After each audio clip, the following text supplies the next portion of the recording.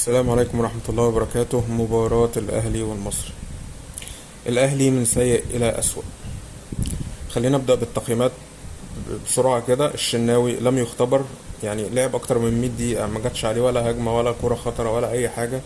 محمد هاني واحد، ياسر إبراهيم واحد، ياسين مرعي واحد، كوكا واحد، مروان عطية اتنين، ديانج تلاتة، تريزيجيه صفر، زيزو صفرين، طاهر محمد طاهر اتنين، جراديشار أربعة، عبد القادر تلاتة، بن شرقي صفر، شكري واحد، محمد عبد الله اتنين، قفشة واحد، وأخيرا يسترب صفر.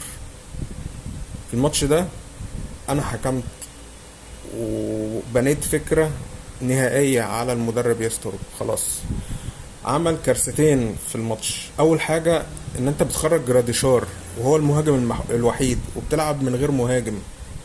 وتاني حاجه ان انت يعني ما خرجتش زيزو وهو اصلا ملطش وملوش وما فيش اي حاجه كوره ماشيه معاه، وعمال يتعصب على زمايله في الملعب ومش عاجبه اي حاجه، ويقول لفلان العب لي وفلان ما لعبتليش ليه، ويطلع وضيع ضربه جزاء.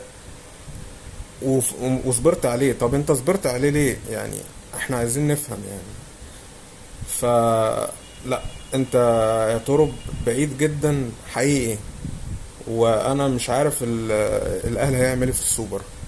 بس بقول لكل الاهلاويه يعني ما تتعشموش ان الاهلي يكسب السوبر بجد. في ظل كل المشاكل الفنيه والنفسيات اللي ما بين اللعيبه، وفي حاجات غلط كتير جدا جدا جدا مش هتتصلح غير في اقرب حاجه في يناير. قبل كده ما اعتقدش. ففي مشاكل كتير. المكسب اللي بالعافية كتير، بتتعادل كتير. وارد ان انت اي فرقة تكسبك عادي جدا، مفيش اي مشكلة. فلا، لازم يبقى في وقفة كبيرة جدا من الإدارة وتصلح الغلط اللي هي عملته، ويبقى في تقييم شامل لكل اللعيبة. واللعيبة المتخاذلة اللي رافعة الياقة، اللي بتلعب لنفسها، اللي ما بتعرقش واللي ما بتجتهدش، تمشي. حتى لو كان عددهم نص الفرقة مفيش اي مشكلة خالص.